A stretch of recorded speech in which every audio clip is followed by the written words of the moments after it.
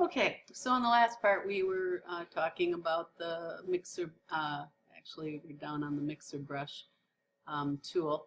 And I forgot, I wanted to also go over, I didn't quite go over uh, the some of the transform tools. So just to reiterate what we had learned in class. Now I can go in here and um, do various changes to this particular selection. And so just for a sake, I'm just going to do a Command C, a Command V.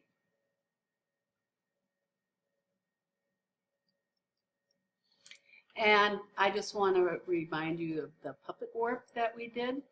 And up in the edit, this is where we have all the different transforms. And I can do a free transform, I can do a perspective warp, a puppet warp. And if you remember, that was where we could actually go in and set points to how we wanted to change how this goes.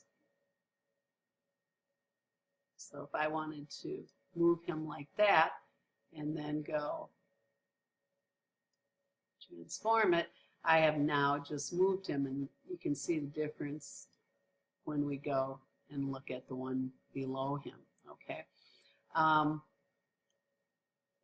that's just doing the little pins, but for the puppet warp to work, I had to make a selection in order to make that change.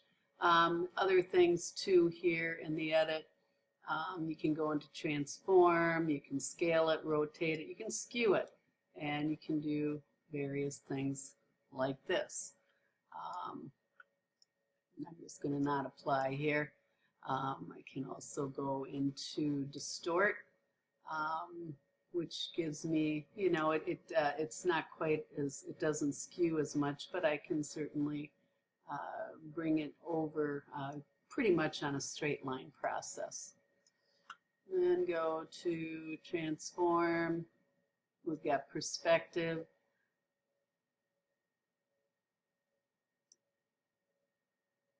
And again, you can look at the various perspective. This can be useful if you have some lens distortion in your photograph that you're working with. And the last one here is warp. And again, this one, actually you can get in to the whole area and make the changes, and definitely gives you more options as to how you want to revise the shape of your object. Okay. So again, like I said, you can define brush presets, and for example, if I wanted to make a brush with this face, because I've got an object here right now, I could go OK, and then if I opened up my brush panel,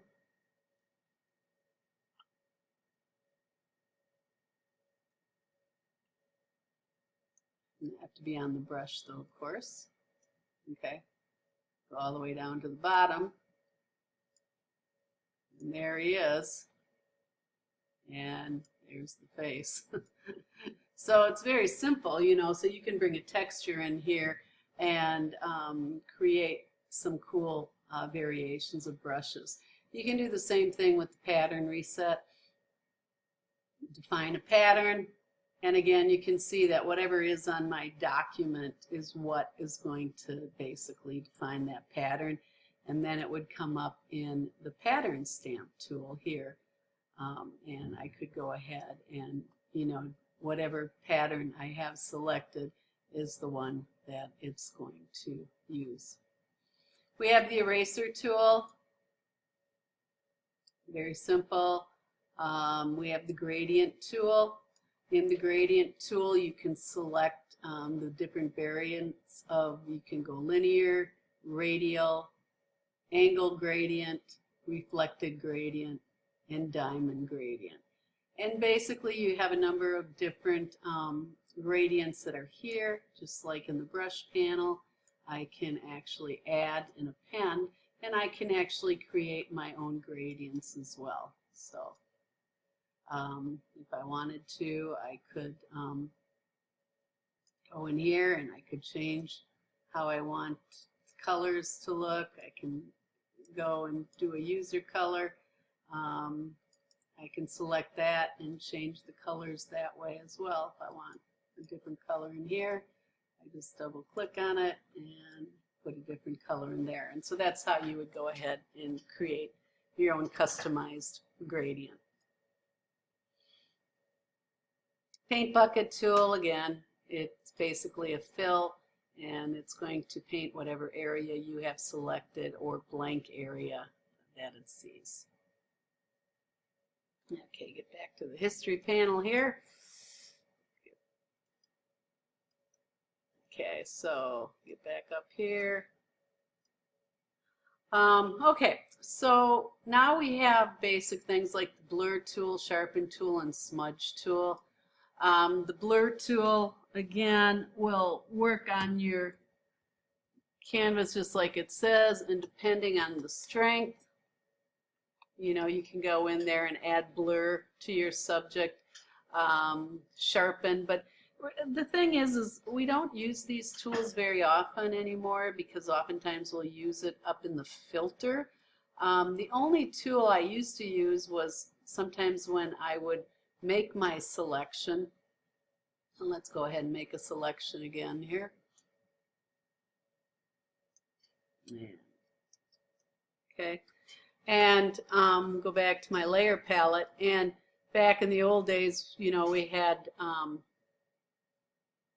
before we had the refine edge tool, we would actually go in there and set this at a lower strength of maybe a 20 and go in there and do kind of a slight feathering to the edges to make it not look so sharp, and just to make it look a little more realistic when we did our mergers.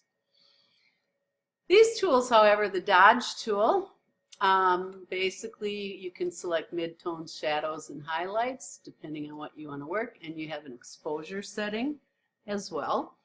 And again, you can change the brush sizes, and this basically lightens an area. So this area here of the eye that's kind of darkened in the shadow area here, I can actually go in there and change that. Or I could go to the burn tool and say, oh, I want a little bit more exposure. Problem is when you go to the 50%, it tends to be a little too strong.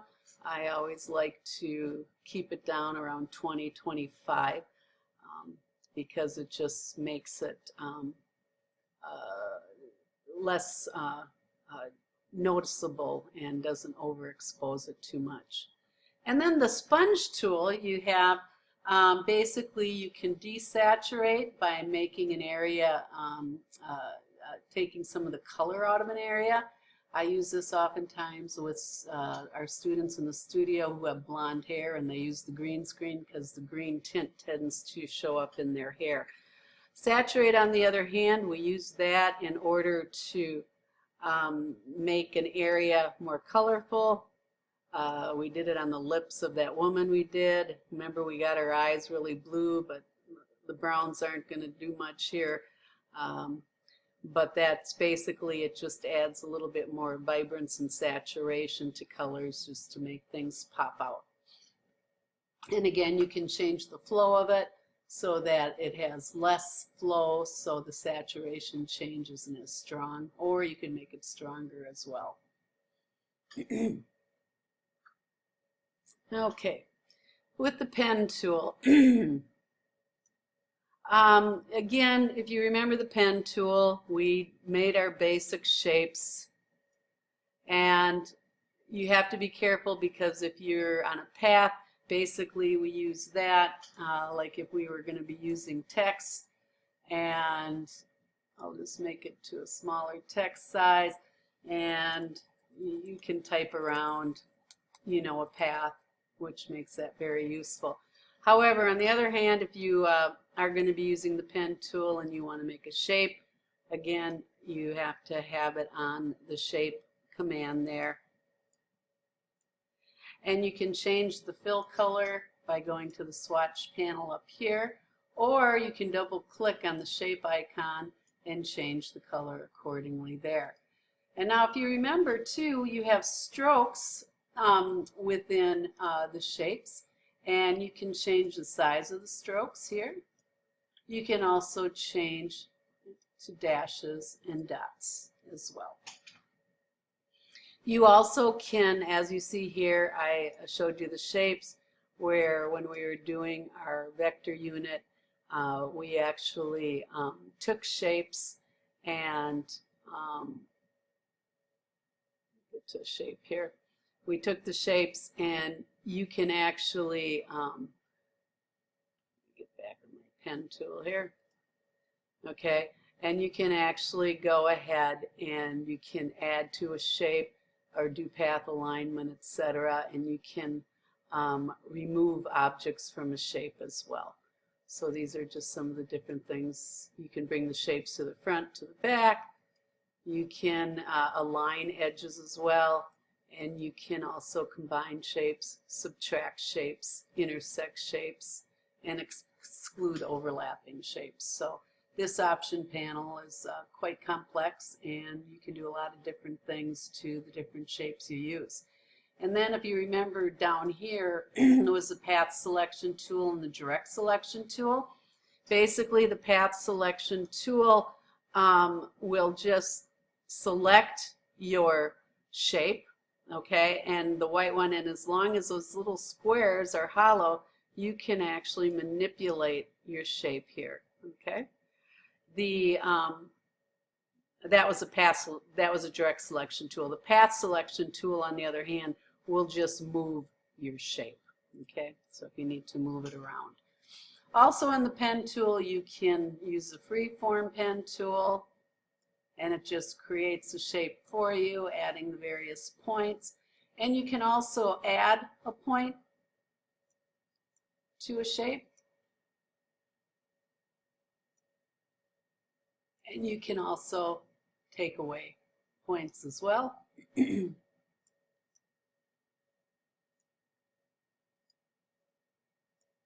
Okay, and again, you've got your little handles which allow you to change your curves, etc. Okay, and then the final vector tool that we have here, besides the text tool, which I'll go over in a little bit here, we have where I can do custom shapes. You find the shapes up in this panel here, and again, just like the brush tool, you can add by appending different shapes to use on your documents. And again, you can add strokes, fills, etc., just as you could with any shape you made with the pen tool, etc. So anyways, we're coming close to 14 minutes here. I'm going to be going over the text tool and then showing you some shape and layer styles that you can use. And we'll finish off going with the drop-down menus and the palettes and finish it up. Thanks.